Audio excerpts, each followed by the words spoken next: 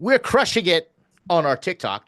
Got 200K views last week. And this is when founders obsess over vanity metrics. I'll tell you a story, and I know it happens quite a lot, but this is kind of an extreme story, but it happened. A founder sat and told me, well, I think an investor is going to invest $1 million in this. I said, that's great. How do you know? Well, people like my website and I got traffic. And I All go, right, great. good. What do you do? Well, we're in e-commerce. And I said, okay, so is anybody buying from your website? No, they weren't. And I had to Why would let, they? yeah, I had to let the founder know. I said, that's what we call vanity metrics. And Yeah, yeah. unfortunately, I used the word vanity, and this founder, and this is where I've learned to use my language properly, but this founder got very offended saying, so you're saying I'm vain?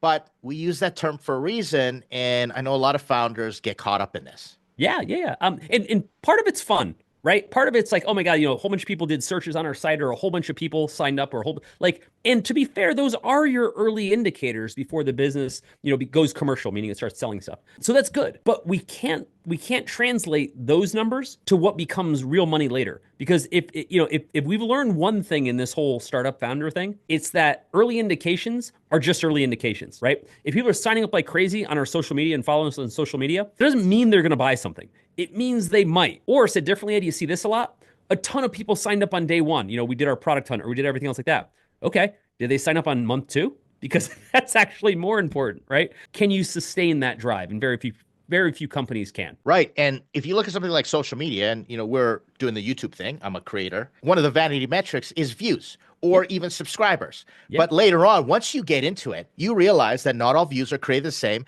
and not Yep. all subscribers are created the same, are the ones that you want. And that's the same thing. Like you said, Will, it's very important. Does that translate into the thing that actually creates real value for your company? You bet. If not, you can say we're just doing it because it's a vanity project. Yeah, or just like, we don't know if this is going to translate to money, but these are our early indicators that there's at least interest. If you call them what they are, if you just say, hey, we got 100,000 people that are following us on our newsletter, that's awesome. Will that turn into people who buy? Maybe, maybe not. It's better than zero people, right?